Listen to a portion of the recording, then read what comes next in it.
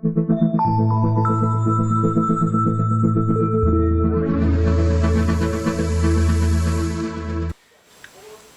hope everybody's doing well. The day after holidays can be very, exhausting, getting back to, the normal, I guess, or whatever. And, gosh, I spent all last night throwing stamps on envelopes. I had gobs and gobs and gobs of stamps to use up. Gobs. And this one is not finished. There's only 7 cents on there, but, again, what can I do? I can't sit here and make combinations and combinations and combinations and then get it to work all right. I got 3 autograph requests sent away. One of them was already in the box. Mail finally got here somewhere around, I don't know, it was somewhere around 1 o'clock, I'm guessing. Between 12:30 and 1 o'clock it finally got here. So pretty much I think everything that I had wanted has gotten here. I got a few envelopes to open, and we'll probably show off a few Goodwill bins purchases. I couldn't find anything really much at all. It was really kind of whatever. So let's see what we can find here. This, I believe, is a Doctor Who sonic screwdriver. The batteries are dead. I think it takes some sort of watch style batteries. I don't know. And then something moves. But it's all kind of locked up right now, so maybe it moves with a battery. I don't know whose that is. You can take this apart and then probably throw batteries in here somehow. I don't know exactly how that opens. Looks like there's a little battery cover here that you unscrew, and then you just put this back on here like so. I gotta figure out who that belongs to and what it actually does. So there is that one there. It was electrical, so it cost me probably no more than 50 cents for that.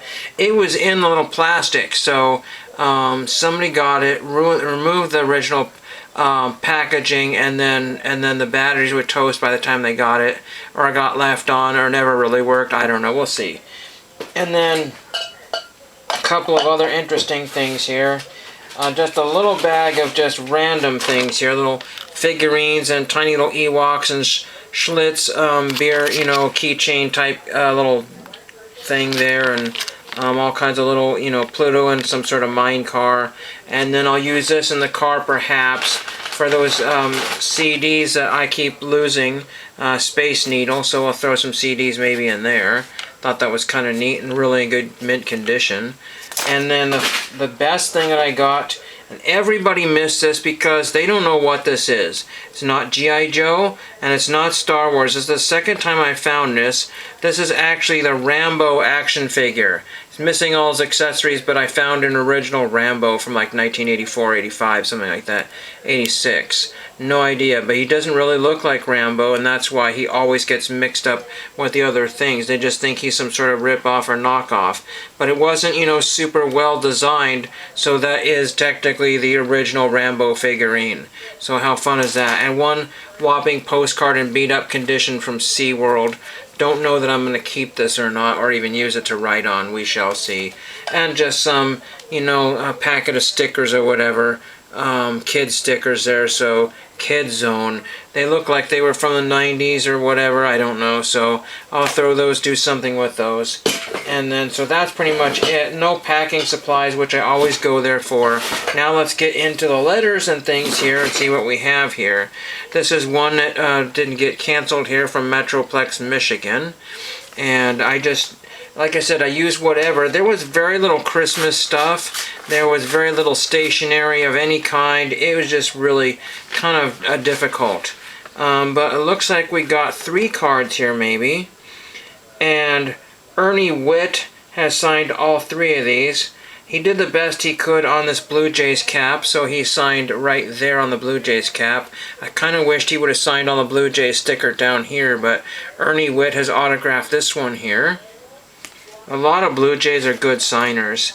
We have Ernie Witt down here, kind of in the dark spot if he had signed closer, but that's probably a good spot there. So Ernie Witt has signed that one right there, 85 tops. And then we got the 83 tops. It's just that I happen to have all these 3 cards. My problem here, and we'll show you them all together again, is that if I want to write off to somebody, I'm writing to Bert somebody or other. He's a a hockey player. It is Bert. Let's see. I've written to him before on one card here.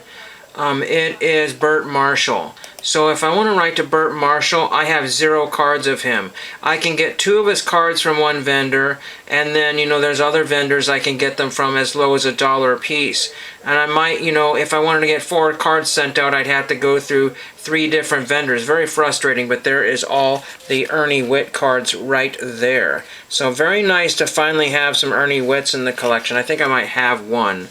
This is just a letter from my family here. I say family, but some of my relatives. Actually, it's a Christmas card, which is absolutely shocking. This is Christmas card number 3 or 4 total of the year. Let's see what it says here, and then see if there's anything related to that. I gave away some Pokemon to a family friend here. Great, good. I'm not exactly sure who wrote this, but anyway, yeah. It's from one of my cousins. He's a big Jeff Gordon fan, so that's kind of cool.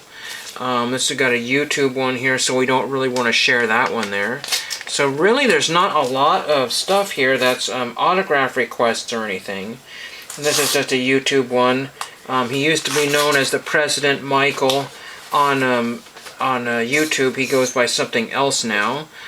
He might still, I don't know if he has 1 or 2 channels here. Just a Christmas card here, so I don't want to show anything here, but whatever. That's very nice there. I think it was a response because I sent him a postcard because I'm using up some of my old postcards. Now we do have one eBay thing here, and I'm pretty sure I know what this is. It's going to be very hard to open because the tape is blocking every entry point here. So we're going to do the best that I can. The tape is even caught on some other tape. So we'll have to get this eBay tape off of here. This is a card that I just had to get. It's not really for a set build, I guess. I don't know. Everything I test is technically Geez Mikey Crazy set. But this is not baseball. And also, I don't know why this was so cheap, because some people ask $20 for this card in this condition. And I think that's what this is. It's in a piece of paper here. It's also in a top loader and a baggie and a penny sleeve. That's very nice to see that here. As low I paid, I think, a whopping total of $4 for this card here, combined of shipping and price of the card. Let's get this out of here so you can see what I'm talking about here. So there are some cards that you don't know that you need for your set until it's too late. You say, I want to pay money for these cards, the stars, and there's certain cards I want to pay nothing for. It's all creased and beat up and damaged, but it was only $2. The ones I saw in COMC were like $14, $15, $17. And this is a 1970-71 Topps hockey checklist. Somebody looks like they had almost all the cards there. They were missing. Let's see if I can get it shown here. So they had goal leaders, assist leaders, scoring leaders, goalies, wins, shutouts, goals. So all the first 5, 6 cards are leaders, and then the first star that you get, aside from the leaders, let's see if I can find one here. I'm trying to Phil Esposito is number 20. Let's see, Gary Unger they did not have. They did not have Bill Flett. They also did not have on the back here Phil Goyette and Murray Hall. I think I have Phil Goyette, but he might be, I think I have one of them for this particular set. I don't have a whole lot of them, but that is very cool to have that one. Again, I'm not looking to spend $50 for this card unchecked. So $4 is perfectly fine with me. One of the things I like to do, if I can, if it's feasible, if I ever happen to start building a set for some reason, I like to get the first card and the last card to kind of give me some sort of bearing, where I'm at. Because I can't always be at the ready of the computer of what card is this and how many cards are in that. It just, not super easy. Anything else I have to show here? There was one weird item I picked at the bins, and it had a piece of wood. It had a wooden frame on it, and I'm not sure if it was made as just a frame or as part of some cheap. But why would I buy this? Why would you buy a cheap, tin piece of this? Well, what's very interesting about this? whoever made this circa 1984, 85, 86, 87, 88, 89, 90, this is the kind of thing that people don't do anymore, the stencil art. And what is crazy is they took a printing plate or whatever from a magazine slash newspaper and decorated it. How crazy is that one there? It says something about investigate enemy settings, waited in anticipation, looking around for anything or anybody. They dared to threaten our existence. Something about Millersburg, platoons. I don't know what this is or when this was here. This guy looks very old and weary right here. He's got the sergeant, I guess, bars or whatever there. But what's interesting, it says page 16, as you were, I guess, I don't know, October/November 1984. Interesting. So I thought that was kind of interesting to save this ancient piece of a printing plate from a book or magazine type of thing. How crazy is that? And it just got turned into something else. Somebody probably either worked for that company that was making stuff, and somebody was throwing out all the printing plates when they didn't no longer needed them, and somebody turned it into some sort of art that they made. Oh, you know, it is aluminum, so I mean, it's still good metal. I mean, I would like to think that like all these places just basically recycled all there. It's very dusty. Oh man, that dirt is coming off there like crazy. They recycled all this metal here, you know, just like, you know, kind of like a pop can. And then you find a lot of these things that have damage on it. I don't know what this would have been worth, but they attacked it in 1, 2, 3, 4, 5, 6 places. They tacked it in 6 places, and it's very unusual. Again, I don't know what I'm going to do with this piece of found art here. And I knew exactly what it was, and my friend knew exactly what it was. Interesting here. So somebody's written a name here on back here. It says Camille Stowasser, and they put a star there. So Camille Stowasser basically took something and basically devalued it. That's basically back in the 80s and 90s where people were making stuff and devaluing it. You know, there are people that take the laser engravings and they turn the records that are no longer valuable into pieces of art. And then some of those records turned out they were more valuable even with or without the cover, you know, than a piece of made art. I mean, I've got one of those. If you look online and just type in like, I forget what it's called, but you just call it, you know, cut out records, and you'll find like Elvis and other prints and stuff like that. And the record I had, if it had been kept in mint condition, would be worth $40, and the piece of artwork was sold for $17.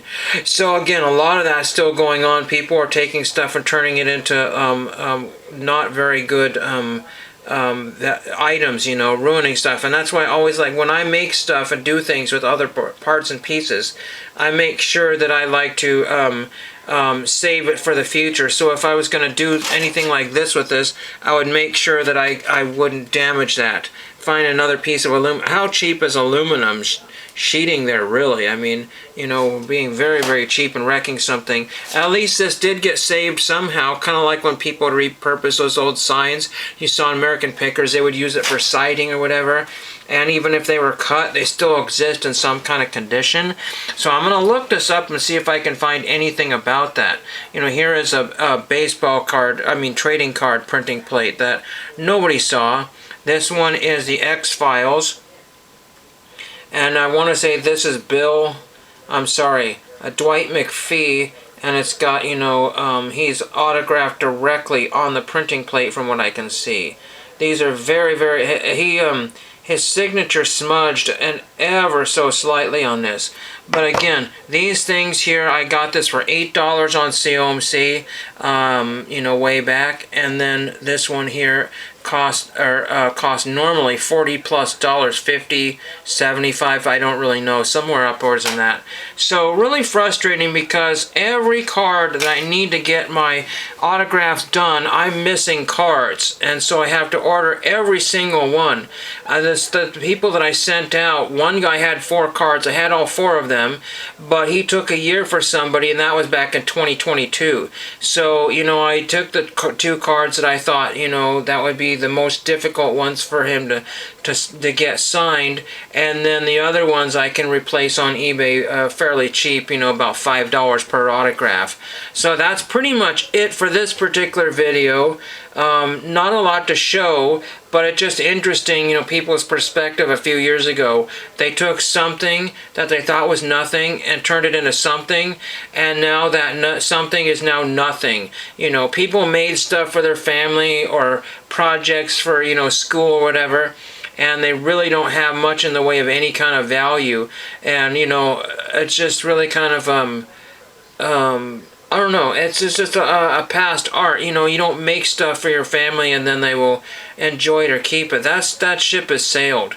So I guess I'll throw some more autograph requests together. I got some laundry going, and because that's been a long time needing to be done. And I will get back to some, other things here, and thank you for watching.